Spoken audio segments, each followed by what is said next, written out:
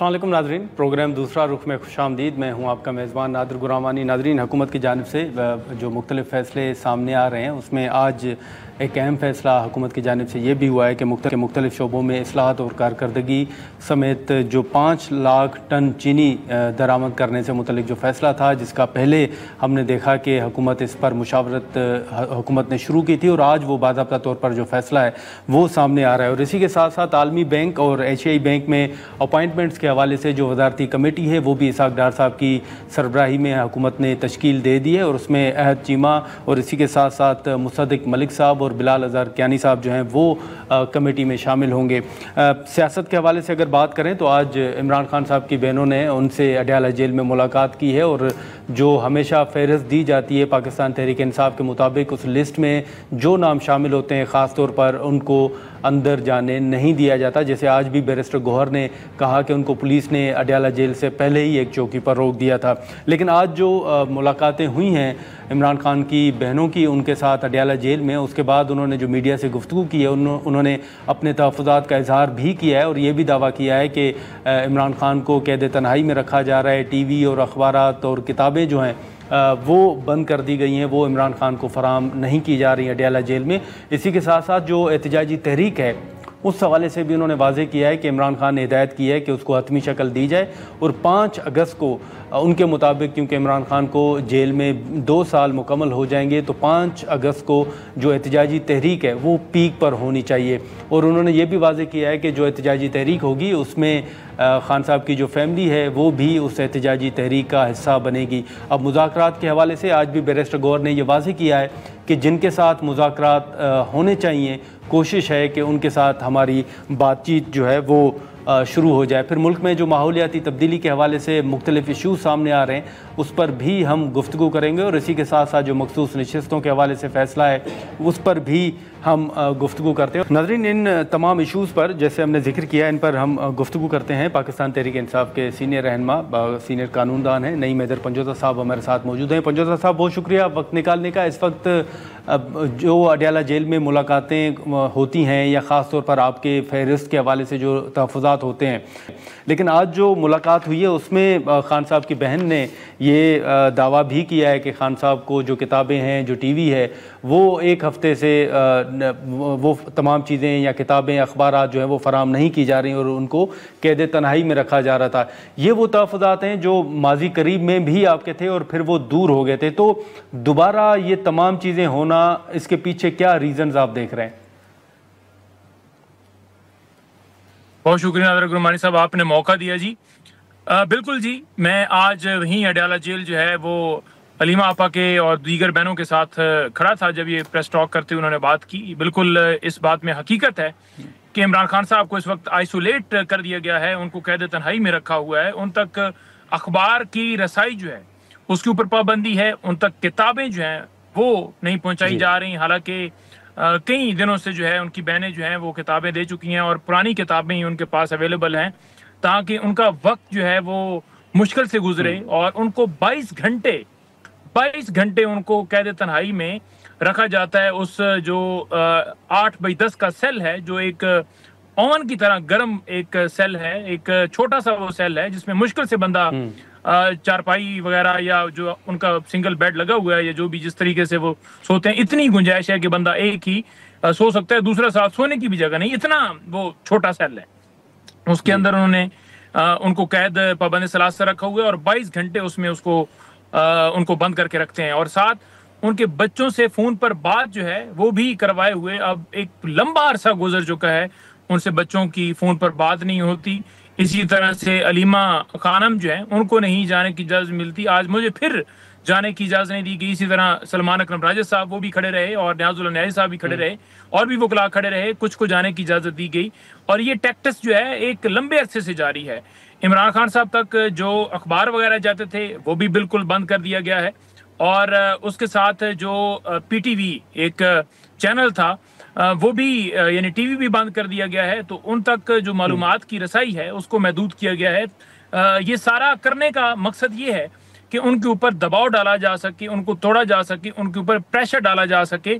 इसी तरह से उन्होंने बताया कि बुशरा बीबी साहबा जो हैं उनको भी आइसोलेट किया गया है, उनको भी कैद तन्हाई में रखा गया है और इस सारे करने के पीछे ये है कि इमरान खान टूट जाए, इमरान खान अपने मौक़िफ़ से पीछे हट जाएं, लेकिन वो बिल्कुल अपने मौक़िफ़ पर कायम है।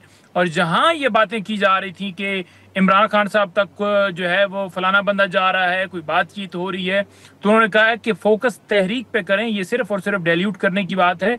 हम तहरीक जो है वो आगे बिल्कुल जो है वो करेंगे और उससे आप बाज जो है वो, उसके अलावा कोई और बात नहीं है जी। नहीं, लेकिन हमेशा जब भी मुलाकात नहीं होती थी, नईम साहब आप जानते हैं, लेकिन उस वक्त जो पाकिस्तान तहरीक इंसाफ का मौक़िफ़ था वो तकरीबन इस्टेब्लिशमेंट के हवाले से आप बात करते थे कि शायद वो रुकावट है मुलाकातों में। लेकिन आज जो मीडिया से गुफ्तगू की गई है उसमें CM पंजाब मरियम नवाज शरीफ साहिबा का नाम लिया गया है, तो आप समझते हैं कि इस वक्त जो अडयाला जेल में हो रहा है उसके पीछे मरियम साहिबा का हाथ है? देखें, इदारे जितने भी हैं जिन्होंने इमरान खान साहब के ऊपर बोगस केसेस बनाए, गोलियां तक चलाई कि इमरान खान के ऊपर हमला हुआ, वो तमाम इदारे और ये जो मरियम है, ये सारे मिलके, यानी इनको आप ये नहीं कह सकते कि इनका कसूर नहीं है किसी मामले के अंदर। ये इस सारा जो गेम है, लंदन प्लान है, उसका हिस्सा है, उसके बेनिफिशियरी हैं और उसके अंदर इन्वॉल्व हैं, हर तरह से शामिल है। तो इनको आप छूट नहीं दे सकते कि इनका कोई रोल नहीं है। उनका भी रोल है, इदारों का भी, और इनका भी रोल है, दोनों मिलके ये सारा कुछ कर रहे हैं जी। बात करने का मकसद ये था। अच्छा, लेकिन अब जो उन्होंने आज गुफ्तगू की है उसमें उन्होंने शायद ये भी वाज़ेह तौर पर कहा है कि जो एहतजाजी तहरीक है उसको जल्द हतमी शक्ल दी जाए, और साथ ही साथ उन्होंने ये भी कहा है कि 5 अगस्त को ये जो एहतजाजी तहरीक है वो पीक पर पहुंचनी चाहिए, क्योंकि खान साहब को जेल में 2 साल मुकम्मल हो जाएंगे। देखें, बेसिकली जब आप तहरीक चलाते हैं, मोमेंटम बनता है, आपकी स्ट्रेटजी होती है, आपकी बातचीत होती है, आपस में मुशावरत होती है, लॉजिस्टिक का करना है, बाकी चीज़ों का करना है, किस किस तरह से सारे मामला देखेंगे, किस तरह से लेकर चलना है, किस तरह से सस्टेन करना है और किस तरह से कामयाबी होनी है। मुशावरत होगी तमाम सूबाई सदूर से, कोर कमेटी, पॉलिटिकल कमेटी, तमाम तरह चीज़ें हैं, क्योंकि ऑन ग्राउंड जो सूरत हाल है उसको देखते हुए फिर आपने उसके अंदर आगे बढ़ना है। तो खान साहब ने वाज़ेह हुक्म दे दिया कि मुहर्रम के बाद आपने तहरीक का आगाज करना है, यानी तैयारियां जो मामलात हैं आगे बढ़ाने हैं, और इंशाअल्लाह ताला 5 तारीख तक इस तहरीक का पीक होगा। और उसके बाद, क्योंकि 5 तारीख को इमरान खान साहब के 2 साल मुकम्मल हो रहे हैं। इमरान खान साहब को जब सजा दी गई थी झूठे केस के अंदर, तो उन्हें जब अगवा किया गया था तो वो 5 अगस्त उस दिन था। मेरा उनसे आखिरी टाइम उससे अगवा होने से पहले राब्ता हुआ था, और उस वक्त हमने उन्हें बताया था कि सजा हो गई है और ये सूरत हाल है। तो लिहाजा 2 साल क्योंकि मुकम्मल हो जाएंगे तो खान साहब फिर अगले हफ्ते फिर मुलाकात होगी, तो उसके दरमियान 2-3 मुलाकातें हो जाएंगी, और उसमें इंशाल्लाह हर हफ्ते खान साहब जो है उस हवाले से लायामल आगे बढ़ाते हुए आपको नजर आएंगे भी, और तहरीक इंसाफ भी उसके ऊपर इम्प्लीमेंटेशन करते हुए आपको, यानी जो जमात के बाहर है लीडरशिप है, वो नजर आएंगे जी। नहीं, लेकिन ये तो चले 5 अगस्त को तो एहतजाजी तहरीक पीक पर पहुंचेगी, लेकिन एहतजाजी तहरीक शुरू कब से हो रही है? इस हवाले से कोई डेडलाइन, कोई तारीख का फैसला हुआ है? देखें, तहरीक जो है शुरू जब ये इस वक्त होगी ना, तो उस वक्त ये नहीं होगा कि उसके लिए कोई आपको साल चाहिए होगा। जो स्ट्रेटजी खान साहब ने दी है, मैं आपके साथ गुज़श्ता प्रोग्रामों के अंदर भी ये जिक्र कर चुका हूँ कि खान साहब से मुशावरत हुई और खान साहब ने जो एक लायामल पार्टी लीडरशिप की तरफ से तजवीज़ दिया गया था, उसके ऊपर अपनी राय का इजहार करते हुए कहा कि ये ठीक है तरीका। बाकी तरीके भी बताया, उन्होंने कहा कि ये तरीका मेरे तक जो पहुंचाया गया है ये ठीक है। तो वो आपके सामने अनाउंस होगा, और उसमें फिर लंबा नहीं होगा कि 2 हफ्ते, 4 हफ्ते, 5 हफ्ते जो है वो मोमेंटम बनाते हुए टाइम लगेगा। उसमें सिंपल जो है उसको एग्जीक्यूट किया जाएगा, और जब वो एग्जीक्यूट किया जाएगा तो उसके दरमियान 2-3 दिन 2 दिन या 3 दिन लग सकते हैं उसे एग्जीक्यूट करते हुए, इससे ज्यादा लंबा वो प्रोग्राम नहीं है। और जब वो एग्जीक्यूट किया जाएगा फिर आगे उसको कितना लंबा लेकर चलना है, सस्टेन करना है, वो पूरी पहले प्लानिंग होगी कि ये सस्टेन जो है लंबा यानी अरसा करने के लंबे अरसे तक जारी रखने के लिए हमने इस तरीके से लेकर चलना है, और उसके दरमियान जो हमारी मुतालबात हैं वो हमारे माने जाएं। तो मकसद तो यही है ना जी। लेकिन ये भी कुछ खबरें में देख रहा था कि शायद खान साहब के बेटे जो हैं वो भी अमेरिका जाएंगे और उस हवाले से कोई आवाज़ भी उठाएंगे खान साहब की रिहाई के हवाले से, और शायद वो एहतजाजी तहरीक का हिस्सा भी बनेंगे। सोशल मीडिया पर भी कुछ इस तरह की खबरें चल रही हैं, क्या ये दुरुस्त खबरें आप तस्दीक करेंगे? जी बिल्कुल, कासम खान और उनके दूसरे भाई जो हैं वो दोनों जो हैं बिल्कुल तहरीक का हिस्सा बनने जा रहे हैं, और वो दुनिया में जहाँ जहाँ भी ह्यूमन राइट्स की तंजीमें हैं, जहाँ जहाँ पर भी आपके पास फोरम्स मौजूद होते हैं, जो इस वक्त मुल्क के अंदर डिक्टेटरशिप है उसके हवाले से जो उनके वालिद हैं उनके साथ जो ट्रीट किया जा रहा है, जो पाकिस्तान की आवाम के साथ किया जा रहा है, जो जमहूरियत के साथ किया गया है, जो आइन के साथ किया गया है, उस हर हवाले से वो अपना हिस्सा डालेंगे। वो जो है मोहब्बत करते हैं पाकिस्तान से, और उनका जो है वो दिल का रिश्ता है पाकिस्तान के साथ, और वो वहाँ भी आवाज़ बुलंद करेंगे। और उन्होंने ऐलान किया है कि हम उस तहरीक के अंदर भी आएंगे, शामिल होंगे और यहाँ भी आकर हिस्सा बनेंगे। लेकिन जहाँ तक बात है लीड करने की, तो इमरान खान साहब बड़े आला जेल से लीड करेंगे। इमरान खान साहब के जो यहाँ पर बाहर लोग नॉमिनेट किए जाएंगे, वो बाहर जो हैं वो उसको एग्जीक्यूट करेंगे, और पीटीआई की लीडरशिप ये नहीं होगी जो इसको करेगी। ये गलत तासर दिया जा रहा है या कोशिश की जा रही है पूछने की जी कि फलाना बंदा आके लीड करे या बैन लीड करें। बैनों ने हमेशा ये कहा कि हम पहले भी 26 नवंबर को भी इस तहरीक का हिस्सा थी, हम उससे पहले भी थी, और नेक्स्ट भी अपने भाई के लिए जो एहतजाज होगा, जो इलाया अमल होगा, हम तो वहां मौजूद होंगे। तो उनके हवाले से जिनको जिम्मेदारियां दी गई हैं डेफिनेटली उन्होंने लीड करना है, और इंशाल्लाह वो लीड करेंगे। और खान साहब ने यह भी कहा है कि जो बंदा इस तहरीक के अंदर हिस्सा नहीं डाल सकता, यानी वो समझता है कि उसकी कैपेसिटी नहीं है, वो उसकी हिम्मत नहीं है, उसकी जरूरत नहीं इतनी, तो वो खुद को अलहदा कर ले। क्योंकि सिर्फ इस वक्त जो है जो दिलेर बंदों की, निडर बंदों की और जदोजहद करने वाले बंदों की जरूरत है। अच्छा, लेकिन ये जो मुज़ाकरात के हवाले से बैरिस्टर गौर साहब का मैं बयान देख रहा था, उनका ये वाज़ेह मौक़िफ़ था कि बैकडोर राब्ते तो इस वक्त नहीं है, लेकिन कोशिश है कि जिनके साथ मुज़ाकरात होने चाहिए उनके साथ हमारे मुज़ाकरात शुरू हो जाएं। आपके नज़दीक फिर रुकावट है क्या मुज़ाकरात शुरू होने में जिनके साथ आप करना चाहते हैं? देखिए, मुज़ाकरात का मामला जो है ना, जहाँ इमरान खान साहब ने बात की थी उस मुल्क की खातिर बात करने की, वो शायद उनकी आंखों के ऊपर ना जी वो क्या कहते हैं ना कि खून आया हुआ है या दूध आया हुआ है या क्या आया हुआ है, जो उनको पर्दा डला हुआ है, और वो समझते हैं कि पाकिस्तान की आवाम हकीर है, तो लिहाजा इनके ऊपर गोली चलाओ, जो मर्जी करो, लूट भी लो, इलेक्शन भी 26वीं तरमीम भी कर लो, तो वो रिलैक्सेशन है। तो उनको फिक्र नहीं हो रही आवाम के मसाइल की, क्योंकि उनके अपने मामला ठीक हैं, नंबर 1। नंबर 2 बात यह है कि जो इस वक्त अफवाहें फैलाई जा रही हैं कि बातचीत हो रही है, बैकडोर बातचीत हो जाएगी, तो ये तमाम अफवाहें हैं। इमरान खान साहब ने कहा है कि आप तहरीक के ऊपर तवज्जो दें, तहरीक होगी, उसके अलावा कोई और बात नहीं है। चलें, ठीक है नईम साहब, बहुत शुक्रिया वक्त निकालने का। नाज़रीन, नईम हैदर पंजोता की गुफ्तगू आपने सुनी। हम यहाँ पर एक मुख्तसर सा ब्रेक लेते हैं और ब्रेक के बाद गुफ्तगू को आगे बढ़ाते हैं। प्रोग्राम में एक बार फिर खुशामदीद। नाज़रीन, जो सियासत के हवाले से हमने गुफ्तगू की, फिर हाल ही में जो हुकूमत के ऊपर तनकीद की जा रही है या पाकिस्तान तहरीक इंसाफ जो मुज़ाकरात के हवाले से बात कर रही है कि जिनके साथ मुज़ाकरात होने चाहिए, कोशिश है कि उनके साथ मुज़ाकरात शुरू हो जाएं, तो इस वक्त मुज़ाकरात में रुकावट है कौन? और फिर जो इस सिस्टम के हवाले से ख़ुद हुकूमती जो रहनुमा हैं वो ख़ुद भी तनकीद कर रहे हैं। इन तमाम इशूज़ पर हम गुफ्तगू करते हैं। वफाकी वज़ीर डॉक्टर मुसद्दिक मलिक साहब हमारे साथ मौजूद हैं। बहुत शुक्रिया डॉक्टर साहब वक्त निकालने का। सबसे पहले तो ये जो मुज़ाकरात के हवाले से हमेशा हमने देखा है कि प्राइम मिनिस्टर साहब ने floor of the house Pakistan Tehreek Insaf को मुज़ाकरात की दावत दी, फिर PTI ने कोई कदम आगे नहीं बढ़ाया, लेकिन अब PTI जो है वो मुज़ाकरात करना चाहती है, लेकिन वो कहते हैं कि जिनके साथ हम बात करना चाहते हैं कोशिश है कि उनके साथ बात हो जाए। ये जो ओवरऑल सर मुज़ाकरात के मामले में रुकावट है, आपकी नज़दीक वो रुकावट है क्या?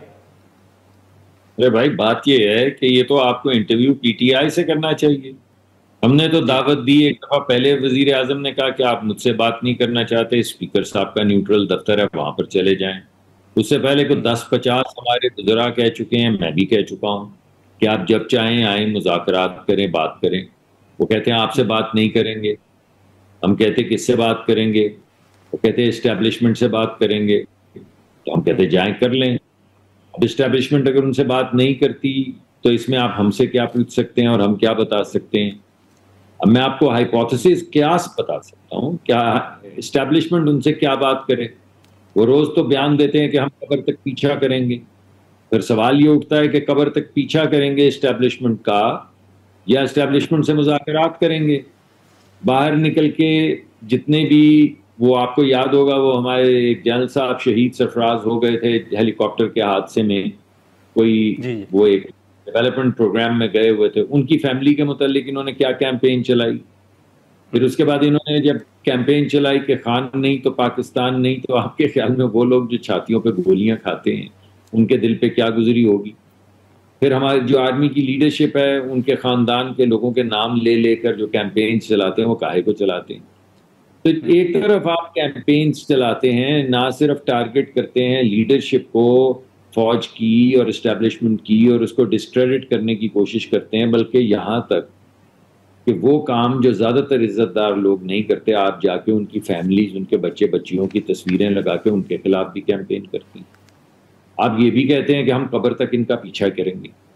अभी जिसका आपने कब्र तक पीछा करना हो आपसे क्यों बात करेगा, बताइए आप मुझे। नहीं, लेकिन मुसद्दिक मलिक साहब, सर ये मैंने पीटीआई से ज़रूर सवाल किया, लेकिन आपसे सर इसलिए मैंने सवाल किया कि पाकिस्तान तहरीक इंसाफ के कई लोगों के बयानात आपने यकीनन सुने होंगे। वो कहते हैं कि हुकूमत के साथ हम मुज़ाकरात करें, लेकिन हुकूमत हमारी खान साहब के साथ मुलाकात तक नहीं करवा पा रही, तो फिर हम उनके साथ क्यों करें, उनके पास इख्तियारात नहीं है। तो मुलाकात हो रही, उनसे हम मुज़ाकरात कर लेते हैं, उनको वो क्या मसला है। यानी किसकी मुलाकात हो, जो अंदर जाता है उसको वो गद्दार कह देते हैं, जो बाहर रह जाता है वो कहते हैं कि ये असल में मुहिब्बे वतन है और मुहिब्बे इमरान है और मुहिब्बे पीटीआई है। जिस दिन उसको अंदर जाने की इजाजत मिल जाती है वो बाहर वाला कह देता है कि ये गद्दार है, ये टट्टू है, ये एजेंट है। आप भाई उनसे फैसला कर लेना, उनमें से कौन टट्टू है, कौन एजेंट है, कौन मुहिब्बे इमरान है, कौन मुहिब्बे पीटीआई है, वो फैसला तो कर लें। उनके जो सदर हैं वो जनरल सेक्रेटरी के खिलाफ बयान दे रहे होते हैं, जो जनरल सेक्रेटरी हैं वो सदर के खिलाफ बयान दे रहे होते हैं। अगर दोनों कभी तीनों मिल जाएं तो मिलके मेरे वो दोस्त वो अली वो जफर साहब के खिलाफ, बैरिस्टर साहब के खिलाफ बयान देना शुरू कर देते हैं, कभी गौहर साहब के खिलाफ बयान देना शुरू कर देते, कभी मेरे वो दोस्त सलमान अकरम राजा साहब हैं उनके खिलाफ बयान देना शुरू कर देते हैं। आप मुझे बताएं तो सही भाई कि इसमें है कौन पार्टी। जो लोग मिल रहे हैं वो गद्दार हैं, जो बाहर बैठे हैं वो गद्दार हैं, जब बाहर वाले अंदर चले जाते हैं तो वो गद्दार हैं। कौन वफादार है, कौन गद्दार है, किससे बात करनी है। 4 दफा बात 5 दफा शुरू हो चुकी है, हर दफा टीम बदल जाती है। इस वजह से ये जो केओस है ये तो खान साहब ने खुद मचाया हुआ है, आधे लोगों को आधे लोगों से लड़ाया हुआ है। जो लोग अंदर जाते हैं बाहर निकल के आते हैं, खान साहब ने ये बयान दिया, बाकी सारी की सारी पीटीआई उनके खिलाफ बयान देनी शुरू हो जाती है। जब वो बाहर वाले लोग खान साहब से मिलने जाते हैं तो कहते हैं खान साहब ने तो ये बात ही नहीं की थी। अब या तो खान साहब हर एक को अलग-अलग बात बता रहे हैं या बाहर निकल के सारे झूठ बोल रहे हैं, लेकिन खबरें तो खान साहब को मिल रही हैं। और अगर इनमें से आधे गद्दार हैं और आधे वफादार हैं तो गद्दार को निकाल देना यार, हमें बता दें एक दफा कि ये गद्दार हैं, इनको पीटीआई से निकाल दिया गया, अब सिर्फ ये वफादार रह गए हैं, तो उन वफादार से बात कर लें। जब रोज गद्दार और वफादार आपस में लड़ते भिड़ते रहेंगे और एक दिन का गद्दार दूसरे दिन का वफादार और एक दिन का वफादार दूसरे दिन का गद्दार, तो बताइए किससे बात करनी है। आप बता दें, अगर आपके पास लिस्ट है तो आप दे दें, हम उनको मिला देते हैं। बिल्कुल, ये तो इख्तलाफात के हवाले से खुद जो गंडापुर साहब हैं उनके ऊपर भी तनकीद हो रही है कि शायद वो भी अपना किरदार सही तरीके से अदा नहीं कर रहे। लेकिन मुसद्दिक मलिक साहब, जो मखसूस नशिस्तों के हवाले से हाल ही में एक फैसला सामने आया, उसके बाद अब एक सियासी अदम इस्तेहकाम के हवाले से अगर हम बात करें, या फिर हाल ही में जो पंजाब असम्बली के स्पीकर हैं उनकी जानिब से जो अरकान के एहतजाज करने पर रेफरेंस दायर करने का फ़ैसला किया गया है, चीफ इलेक्शन कमिश्नर के साथ मुलाकात हुई है। मुसद्दिक मलिक साहब, सर आप खुद जानते हैं कि कौमी असम्बली के अंदर एहतजाज हुए, सेनेट के अंदर एहतजाज हुए, लेकिन एहतजाज के ऊपर कभी भी रेफरेंस, जहाँ तक मुझे भी याद पड़ रहा है, दायर नहीं हुआ। सर आप इस फैसले को इंडोर्स करते हैं, आप समझते हैं कि दुरुस्त है? देखें, मेरे दोस्त हैं स्पीकर साहब, मेरे अच्छे दोस्त हैं। मैं क्योंकि ट्रैवल कर रहा था तो मुझे जो आप जिस कार्रवाई का जिक्र कर रहे हैं, मेरे पास इसके बारे में कोई मालूमात नहीं है, तो मुझे नहीं पता कि उन्होंने किस बात पे रेफरेंस दायर करने का। क्या बड़े भले आदमी हैं वो, और ज़्यादातर बड़े वो एक आपने प्रोग्राम्स में भी देखा है कि अक्सर लोग उनका जिक्र करते हैं आपका, जब वो टेलीविज़न पे आते थे, कि बड़े धीमे लहजे में और बड़े मुदल्लल गुफ्तगू करते हैं। तो मुझे नहीं पता कि ऐसी क्या गुफ्तगू हुई है या ऐसी क्या प्रोवोकेशन हुई है या क्या ऐसे कोई चीज़ें हुई हैं या अल्फाज इस्तेमाल किए गए हैं कि वो रेफरेंस तक बात करना शुरू कर दी है उन्होंने। ये मैं जानता हूँ कि वो बड़े भले आदमी है। इस रेफरेंस के मुतालिक हुआ क्या है, किसी ने क्या कहा है, वहाँ पे कार्रवाई क्या हुई है, कौन सी ऐसी शिक है असेंबली के मामलात की जिसको वायलेट किया गया है, जिस पे रेफरेंस दायर किया जा सकता है, मैं अगर दोबारा आप दावत देंगे तो मैं थोड़ी सी इंफॉर्मेशन लेके आपके पास हाजिर हो जाऊंगा। ठीक है, ठीक है, ठीक है। लेकिन मुसद्दिक मलिक साहब, हाल ही में जो पेका कानून एक मंजूर हुआ पार्लियामेंट से, आपके इल्म में है कि सहाफ़ियों की जानिब से एहतजाज भी हुए और आज एक अदालत का फैसला सामने आया कि 27 जो यूट्यूब चैनल्स हैं उनको ब्लॉक किया जाए, उसमें सहाफ़ी भी शामिल है, मतीउल्लाह जान साहब का नाम भी शामिल है। सर, आप समझते हैं कि ये आवाज़ दबाने की एक कोशिश है, या आप समझते हैं कि नहीं, वाकई रियासत के ख़िलाफ़ जो यूट्यूब और सोशल मीडिया पर चल रहा है उन आवाज़ों को खामोश करवाना चाहिए? यार देखें, मतीउल्लाह जान साहब आपने क्योंकि नाम लिया, वो मेरे दोस्त भी हैं, मैंने उनके साथ बड़े प्रोग्राम्स भी किए हैं और वो बड़ी खरी खरी बात भी करते हैं, हमें सच्चा भी रखते हैं, ईमानदार भी रखते हैं। लेकिन आपको ये भी मालूम है कि यूट्यूब्स के प्रोग्राम्स के अंदर लोगों के साथ क्या किया जा रहा है। आपको ये भी मालूम है कि आपकी अपनी दोस्त ख़वातीन सहाफ़ी जो हैं उनके मुतल्लिक क्या क्या कहा जाता है इन यूट्यूब चैनल्स। हमारे एक दोस्त हैं, आपकी भी दोस्त हैं, सहाफ़ी हैं, जब उनके छोटे छोटे बच्चे स्कूल से वापस आके कहते हैं कि अम्मा तुम्हारे मुतल्लिक मेरे आज एक क्लास फेलो ने ये कहा है क्योंकि फलां यूट्यूब ये चल रहा है, तो आप क्या समझते हैं कि those kids have no rights, they should be exposed to abuse? आप जिसको मर्जी जो मर्जी नाम दे दें। मैं तो आपका एक इतना डिसेंट चैनल है कि मैं गुफ्तगू भी नहीं कर सकता जो उनके मुतल्लिक, और वो अकेली नहीं है, ऐसी बेशुमार सहाफ़ी हैं ख़वातीन जिनके मुतल्लिक ऐसे ऐसे अल्फाज इस्तेमाल किए जाते हैं, जबकि सबको पता है कि उनके बच्चे, उनका खामंद, उनकी बहनें, उनके वालदैन, बूढ़े वालदैन, वो तमाम चीज़ें, ये फेसट्यूब चैनल्स भी और यूट्यूब चैनल्स भी और फेसबुक के ऊपर जो चीज़ें आ रही होती हैं और व्हाट्सएप पे जो आ रही होती है देख रहे होते हैं। अगर आपकी भी औलाद होगी, मेरे भी बच्चे हैं, मेरे भी बूढ़े वालदा हैं, वालिद का तो इंतकाल हो चुका है, लेकिन इस तरह की चीज़ों का क्या कोई सदेबाब नहीं होना चाहिए, कोई चेक नहीं होना चाहिए? आप जब मर्जी मुल्क के वो लोग, अभी आपने जंग जीती तो आप सब ने वाह वाह की, जंग से 2 हफ्ते पहले क्या गुफ्तगू फरमा रहे हैं, उसका जरा जाके करें ना, उसका कंटेंट एनालिसिस।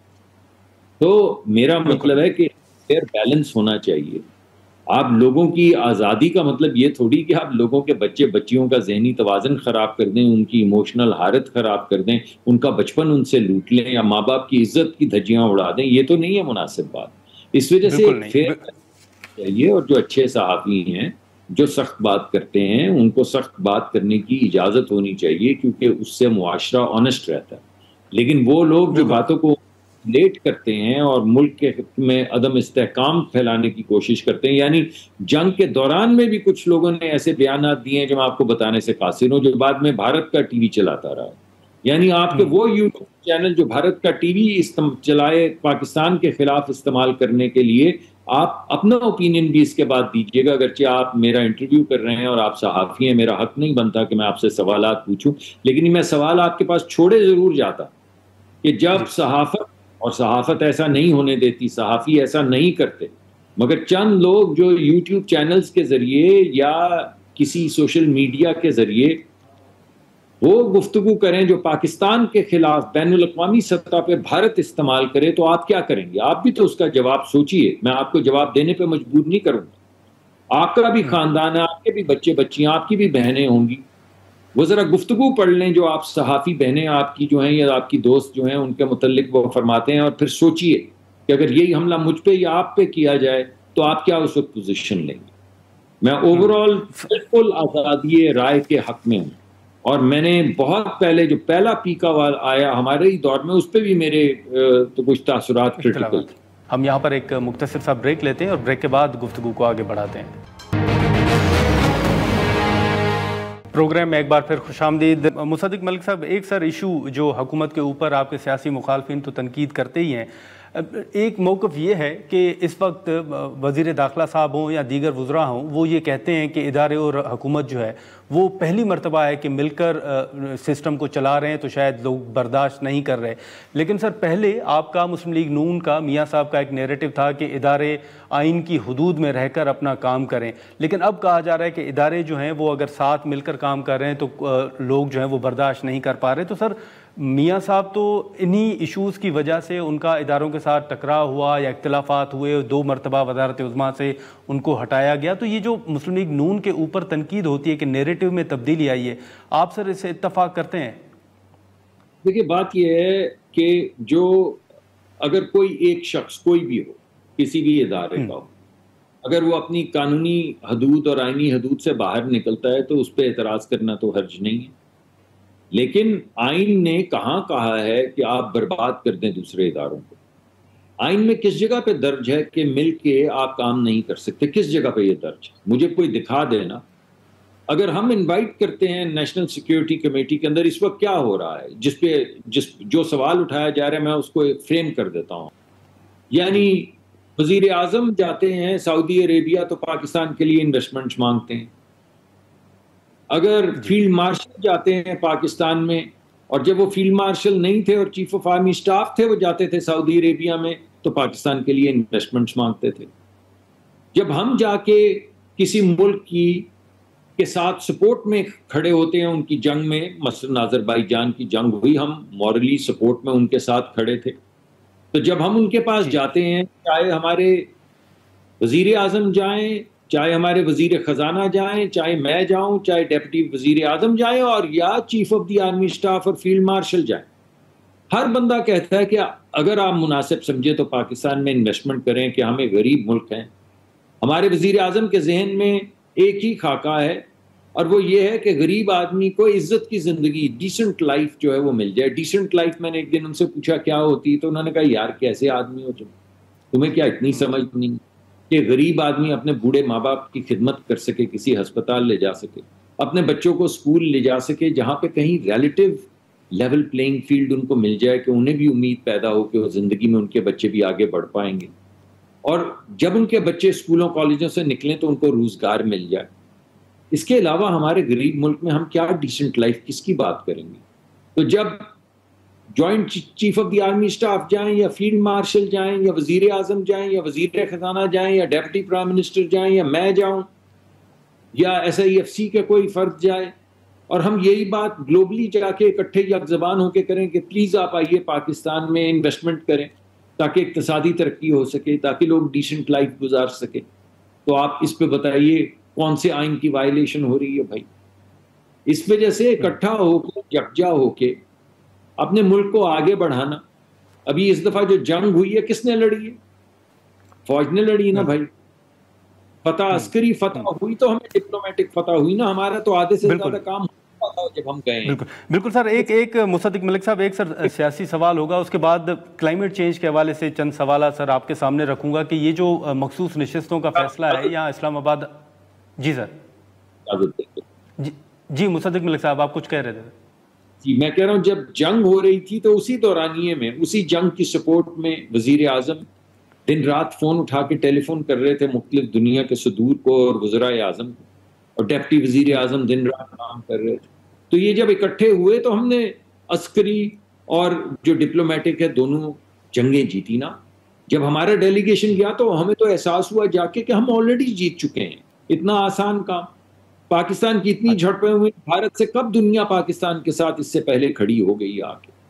इस वजह से इसको इकट्ठा होने को, तफरीके को ख़त्म करने को आप बेशक आईनी नज़र से भी देख लें। आप बताएं मुझे कि कौन सी गैर आईनी चीज़ हो रही। चलें ठीक है, लेकिन सर ये जो मखसूस नशिस्तों का फैसला है, या एक जो हाई कोर्ट के जजेस के तहफ़्फ़ुज़ात थे जो उन्होंने खुतूत लिखे थे, उसके बाद जैसे आपने यूट्यूब का, सोशल मीडिया का जिक्र किया, कुछ खबरें सर ये भी गर्दिश कर रही हैं कि शायद हुकूमत उन जजेस के ख़िलाफ़ कोई रेफरेंस लाने का इरादा रखती है। ये खबरें वो हैं जो कुछ चंद माह पहले भी ज़ेर बहस रही हैं। आप सर कैबिनेट मेंबर हैं, क्या हुकूमत ने किसी मरहले पर ये मामला डिस्कस किया है? क्या हुकूमत इरादा रखती है कि इन जजेस के ख़िलाफ़ कोई रेफरेंस लाया जाएगा? जी, मेरे सामने तो आज तक कोई ऐसी बात नहीं हुई। आप कह रहे हैं कि कई महीने पहले भी ये बात हुई थी, फिर भी रेफरेंस नहीं हुआ। आप आज बात कर रहे हैं, मुझे लगता है शायद अब भी ना हो। अभी तक कोई ऐसी बात नहीं हुई, ना मेरे सुनने में आई है, ना आज तक कभी ना। हम यहाँ पर एक मुख्तसर सा ब्रेक लेते हैं और ब्रेक के बाद गुफ्तगू को आगे बढ़ाते हैं। प्रोग्राम में एक बार फिर खुशामदीद। सर, एक जो क्लाइमेट चेंज के हवाले से हमेशा एक बात होती है, अभी जो एडवाइजरी भी जारी की गई है क्लाइमेट चेंज के हवाले से, बारिशों के हवाले से, उसमें मैं आपसे सर ये जानना चाहूँगा कि आपके नज़दीक कौन से इलाके जो हैं वो सेंसिटिव हैं और खुदा न खास्ता आपको ख़दशा है कि वहाँ पर नुकसान हो सकता है, और क्या इक़दाम उठाए जा रहे हैं? देखिए, पहली बात तो ये कि सारा इंटरव्यू खत्म हो गया तो फिर आपको हमारा क्लाइमेट याद आया। नहीं सर, अभी टाइम रहता है मुसद्दिक मलिक साहब। हम मेरे से बात कर रहे हैं, सबसे पहले क्लाइमेट की बात करेंगे, उसके बाद कोई सियासी बात होगी। ये तो गंगा उल्टी बह गई, लेकिन चले गंगा बहती है, रावी सीधा बहना चाहिए, दरियाए सिंध सीधा बहना चाहिए। देखिए, बात ये है कि आई थिंक हमारी वल्नरेबिलिटी हमारे ग्लेशियर्स से शुरू होती है, और जो वल्नरेबिलिटी हमारे ग्लेशियर्स से शुरू होती है, जो गिलगित बल्तिस्तान में है और दीगर मुल्हका इलाकों में है, कुछ ग्लेशियर्स हमारे कश्मीर, आज़ाद कश्मीर में हैं, उससे मुल्हका इलाकों में है, वहाँ से ये सिलसिला शुरू होता है क्लाइमेट का, और ये समंदर की तह तक जाता है। इस वजह से फौरी तौर पे अगर डिज़ास्टर हो, अगर ग्लॉफ हो, ग्लॉफ का मतलब वो झील है जो सैकड़ों सालों से, बाज़ दफ़ा मिलियंस ऑफ ईयर्स से एक पानी की, आप समझ लें कि झील या समंदर होता है ग्लेशियर के अंदर।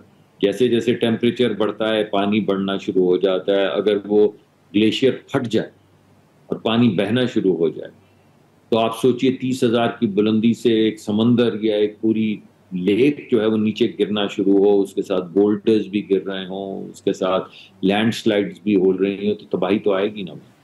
मगर जो पानी है जब वो बहता चला जाएगा, तो जहाँ जहाँ से बहता चला जाएगा वहाँ वहाँ तबाही होती जाएगी। इस तमाम काम को करने के लिए अर्ली वार्निंग सिस्टम्स लगाए गए हैं।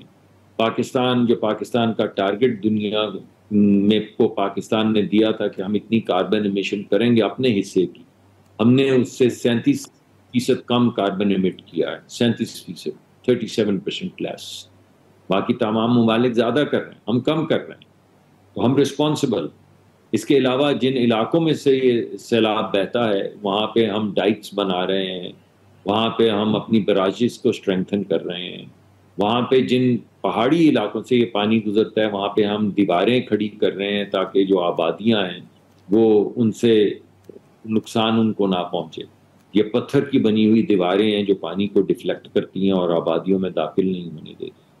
हम ये भी कोशिश कर रहे हैं कि जो पानी बहता है जब ज़्यादा होता है तो उसको उठा के पंप्स के ज़रिए दोबारा से वापस फेंक के उसके ज़रिए खेती बाड़ी की जाए।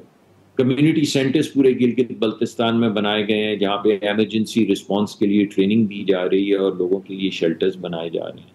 मगर एक बहुत अहम मसला जो हर जगह पे हमारे सामने आ रहा है, मैदानी इलाकों में भी और पहाड़ी इलाकों में भी, वो जोनिंग का है कि वो इलाके जो सैलाब तो कभी कभी आता है मगर लोग अपने बच्चे बच्चियों की ज़िंदगियाँ ख़तरे में डाल के उन इलाकों में जहाँ से सैलाब गुजरता है या जहाँ से दरिया गुजरते हैं वहाँ पे जाके घर बना लेते हैं, वहाँ पे खेती बाड़ी कर लेते हैं, पानी का जो फ्लो है उसके रास्ते में इमारतें खड़ी कर लेते हैं, होटल और रेस्टोरेंट बना लेते हैं। उसके नतीजे में सब बर्बाद हो जाता है। ना सिर्फ उसके लिए फिर क्या किया जा रहा है?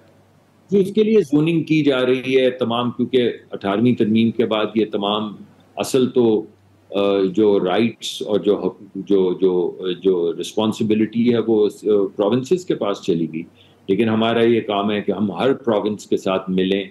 मैं अभी सबसे पहले जब मैंने ये वजारत संभाली तो मैं गिलगित बल्तिस्तान गया जहाँ से पानी बहना शुरू होता है, उसके बाद मैं सिंध जहाँ से पानी समंदर में जाता है, और मैंने वज़रा आला को और वज़रा को यही बात कही कि देखिए वफाकी हुकूमत का सिर्फ एक काम है और वो है आपकी खिदमत। आप बताइए कि जहाँ से पानी गुजरता है आपको उसकी सपोर्ट में किस तरह की फाइनेंसिंग चाहिए, और हम पूरी दुनिया में जाके उसके लिए फाइनेंसिंग ढूंढेंगे, और हम फाइनेंसिंग ढूंढ रहे हैं और फाइनेंसिंग आ रही है। फाइनेंसिंग घट रही है क्योंकि ये एकदम जो नई रिजीम आई है, मल्टीलैटरलिज्म ख़त्म हो रहा है और बायलैटरलिज्म या यूनिलैटरलिज्म शुरू हो चुका है। उसकी वजह से बैनुल अक़वामी इदारे जो इनमें इन्वेस्ट करते थे उनकी इन्वेस्टमेंट सब कम हो रही। इस वजह से हम प्राइवेट पार्टनरशिप के तरीक़ाकार ला रहे हैं। अभी सबसे बड़ा जो हमने फैसला किया है वो ये है कि हमारे बच्चे और बच्चियां जिनके पास कमर्शियली वाइबल आइडियाज़ हैं, जो सैलाब के भी खिलाफ हैं, जो कार्बन एमिशंस के भी खिलाफ हैं, जो ग्रीन जो हमारी गैस एमिशंस हैं उनके भी खिलाफ हैं। तो ये तमाम चीज़ें जो एनवायरनमेंट को बर्बाद करती हैं, इनके कुछ पहलू तो ऐसे हैं जो कमर्शियली वायबल हैं। तो हमारे लेकिन मुसद्दिक मलिक साहब, सर एक मुख्तसर सवाल होगा, माजरत सर आपकी बात काट रहा हूँ। एक माहौलियात के हवाले से एक बड़ा चैलेंज आपके सामने, आप बेहतर जानते हैं मुझसे सर, लेकिन एक तनकीद हमेशा होती है कि शायद पॉलिसी वाज़ेह नहीं है। और दूसरा, बजट के हवाले से अगर बात करें तो इस मरतबा ये कहा जा रहा है कि जो माहौलियाती जो तब्दीली के हवाले से जो तरक्याती बजट है वो शायद 19% कम हुआ है, और इसी तरह ग्रीन पाकिस्तान का बजट भी कम हुआ है। सर ये दुरुस्त है? ये दोनों बातें दुरुस्त हैं। जितना हमने पिछले साल खर्च किया था उतना बजट हमें दे दिया गया। और आपको ये भी मालूम है कि इस वक्त हमारे मुल्क की सूरत हाल क्या है कि हमने 750 अरब की एलोकेशन बिस्क के लिए की है, गरीब लोगों के लिए। यानी वो जो एलोकेशन 100-200 अरब से शुरू हुई थी वो इस दफ़ा 750 अरब तक जा पहुंची, ताकि मुल्क के गरीब लोग जो हैं उनका पहला हक है इस मुल्क पे, तो उनको पैसे दिए जाएं। आपको ये भी मालूम है कि हमारी टोटल जो कलेक्शन होती है वो 19 ट्रिलियन के करीब होती है, जिसमें से जब हम सूबों को उनका हिस्सा दे देते हैं तो पीछे 11 ट्रिलियन रह जाती है। कुछ इतनी, हो सकता है नंबर्स थोड़े से ऑफ हों। उन 11 ट्रिलियन से सिर्फ अगर आप पाकिस्तान का दिफाई बजट और डेट सर्विसिंग अगर गिन लें तो 11 के 11 खत्म हो जाते हैं, यानी बाकी तमाम चीजें उधार पे चल। तो इस सूरत हाल में जब हम इकॉनमी को स्टेबलाइज कर रहे हैं, इकॉनमी को ग्रो कर रहे हैं और कोशिश कर रहे हैं कि पहले की तरह बूम बस साइकिल्स ना हो और एक रिस्पॉन्सिबल तरीके से इकॉनमी को लेकर चलें, तो उसमें हर एक अपने हिस्से की खींच रहा है रेंज। तो हमें वो पैसे दे दिए गए हैं जो हमने पिछले साल खर्च किए गए थे, मगर ये अहम बात नहीं। अहम बात यह है कि वजीर खजाना ने ये कमिटमेंट की है और आप उनसे पूछ सकते हैं, वो कह रहे हैं कि तुम ये पैसे अगर एक क्वार्टर में खर्च कर दो तो मैं उनको 4 गुना बढ़ा दूं। तो तुम बेफिक्र हो जाओ। क्लाइमेट और पॉपुलेशन, उन्होंने 2 बातें की हैं, एक क्लाइमेट और एक पॉपुलेशन। उन्होंने कहा कि जितने पैसे दरकार होंगे, जितने पैसे तुम लोग खर्च सकते हो खर्चो, मैं दूंगा, मैं जहां से मर्जी काट के दूं, मैं तुम्हें दूंगा। जब ये हमें दे दिया गया है तो फिर मसला क्या है? चलें, ठीक है। डॉक्टर मुसद्दिक मलिक साहब, बहुत शुक्रिया सर वक्त निकालने का, thank you so much. Doctor Mossadegh Malik साहब की गुफ्तगू आपने सुनी, क्लाइमेट चेंज समेत मुख्तलिफ इशूज़ के हवाले से हमने गुफ्तगू की। आज के प्रोग्राम में इतना ही, इजाज़त दीजिए, अल्लाह हाफ़िज़।